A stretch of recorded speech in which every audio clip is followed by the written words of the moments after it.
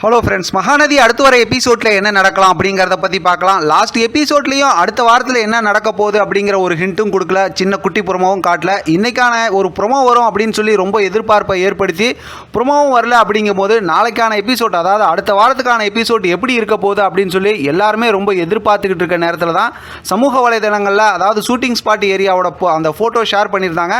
அதெல்லாம் நம்ம பார்த்து ரொம்பவுமே குழம்பி போயிருக்கோம். ஏன்னா ஹாஸ்பிட்டலில் விஜய் வெண்ணிலாவை கூட்டிகிட்டு போயிருக்காருங்கிறது ஒரு பக்கத்து இருந்தாலும், இன்னொரு பக்கத்து பார்த்தா நிவினும் குமரனும் இருக்காங்க. அவங்க ரெண்டு பேரும் ஹாஸ்பிட்டல் வர வேண்டிய அவசியம் என்ன அப்படிங்கும்போது நிறைய கதை நம்மளால் யோசிக்க முடியுது.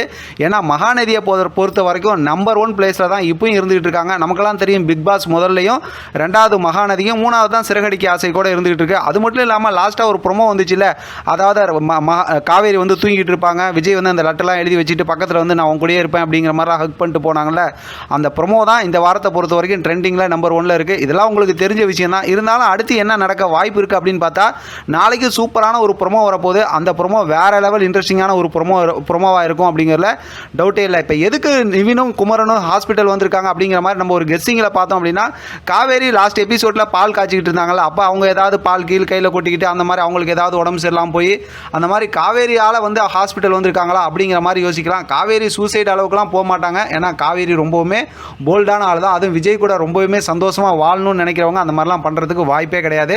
கண்டிப்பாக நாளைக்கான எபிசோட்லையும் பார்த்தா காவேரியை ராகினி வந்து அதிகமாக ஹேட் பண்ணுவாங்க, ரொம்பவுமே இரிட்டேட் பண்ணுவாங்க. ஏன்னா கங்கா இப்போ யமுனா கிட்ட பேசிட்டு மறுபடியும் காவேரியை தான் பார்க்க போவாங்கும்போது சமாதானம் சொன்னாலும் மறுபடியும் இந்த மாதிரி பேசுவாங்க. இன்னொரு பக்கத்து பார்த்தோம்னா விஜய் வெண்ணிலாவை ஹாஸ்பிட்டல் கூட்டு போய் டாக்டர்கிட்ட பேசுகிற மாதிரி ஒரு மூமெண்ட் காட்டுவாங்க.